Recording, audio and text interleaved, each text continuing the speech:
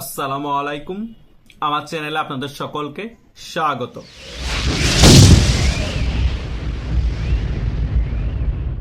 বাংলাদেশের বিভিন্ন নিউজ পোর্টালের মধ্যে যখন কয়েকদিন আগে নিউজ হয়েছিল বাংলাদেশ সেনাবাহিনী 6 জুনের মধ্যে ব্যারাকে ফিরে যাবে, তখন আমি ক্লিয়ারলি বলেছিলাম নিউজ মিডিয়ায় লিখলো যতক্ষণ পর্যন্ত সেনাবাহিনী ব্যারাকে ফিরে যাবে না আমি বিশ্বাস করতে পারবো না কোনোভাবে যে সেনাবাহিনী সত্যি 6 জুনের মধ্যে ব্যারাকে ফিরে যাবে।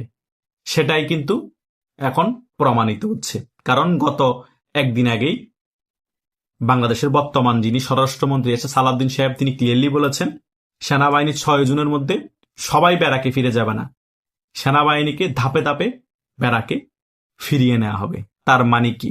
তার মানে হচ্ছে যখন পরিস্থিতি ঘোলাটে দেখবে কোরবানির ঈদের পরে আওয়ামী লীগ রাজপথে নামতে পারে, আওয়ামী লীগ সংগঠিত হয়ে রাজপথ দখল করতে পারে, তখন দেখবেন সেনাবাহিনীর কাউকে ব্যারাকে ফিরিয়ে নেওয়া হবে না এবং সেনাবাহিনীর প্রধান ওয়াকারুজ্জামান সকলকে নির্দেশ দিবে ব্যারাকে ফিরে না আসতে, সকলেই যাতে রাজপথে থাকে এবং পুলিশের সাথে বিজেপির সাথে একত্রিত হয়ে বিএনপি সরকারকে সাহায্য সহযোগিতা করে।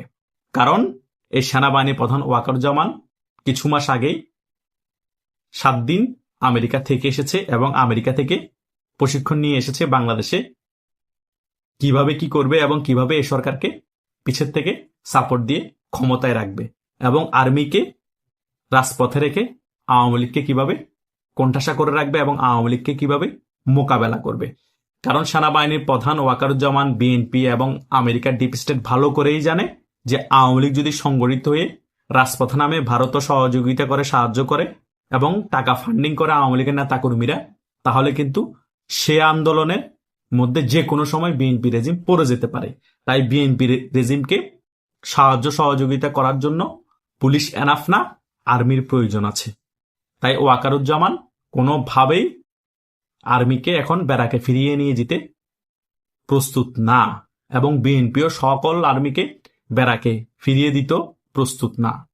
পরিস্থিতি অবজার্ভ করতেছে, যদি দেখে একেবারেই পরিস্থিতি বিএনপির কন্ট্রোলে আছে, সেনাবাহিনী কোনোভাবে প্রয়োজন না, আওয়ামী লীগ রাজপথে নামলো, পুলিশ এবং বিএনপির নেতাকর্মীরা জামাতের নেতাকর্মীরা মিলে আওয়ামী লীগকে দমিয়ে দিতে পারবে, তাহলে সেনাবাহিনী প্রধান ওয়াকারুজ্জামান সুন্দর মতে সকল সেনাবাহিনীকে ব্যারাকে ফিরিয়ে নিয়ে যাবে। আর যদি গোয়েন্দা সংস্থার রিপোর্ট অনুযায়ী তারা দেখে আওয়ামী লীগ রাজপথে নামলে সংগঠিত হয়ে আওয়ামী লীগকে ঠেকানোর ক্ষমতা এই সরকার এবং পুলিশ এবং এই সরকারের রাজনৈতিক দলের নেতাকর্মীদের নেই, তাহলে কিন্তু সেনাবাহিনী কোনোভাবে ব্যারাকে যাবে না।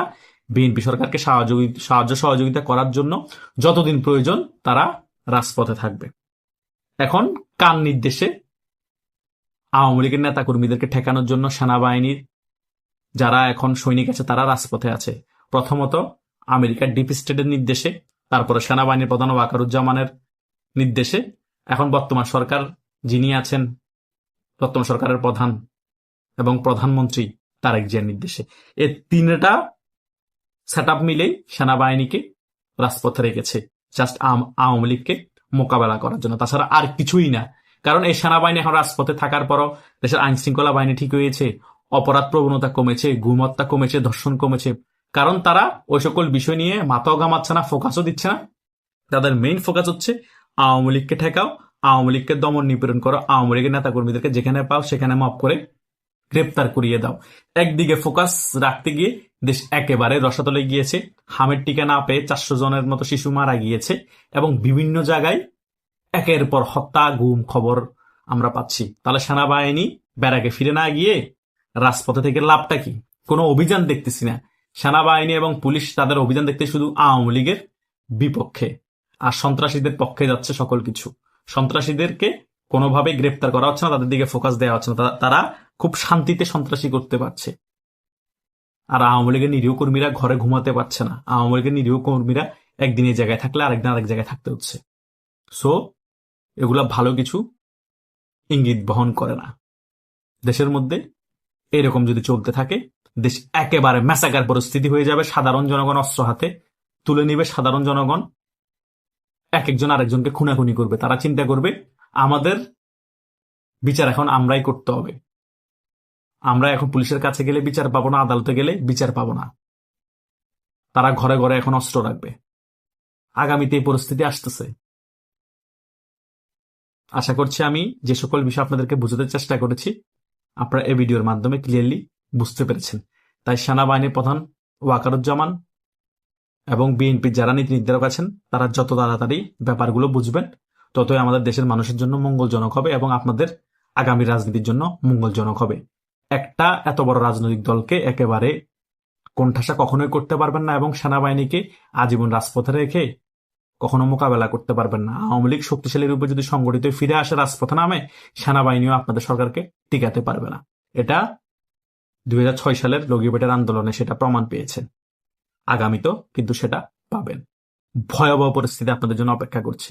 আপনার যে প্ল্যান নিয়ে বসে আছেন সে প্ল্যান হয়তোবা কিছু মাস বছরের জন্য সাকসেস হবেন, কিন্তু লং টার্মের জন্য কখনোই সাকসেস হবেন না।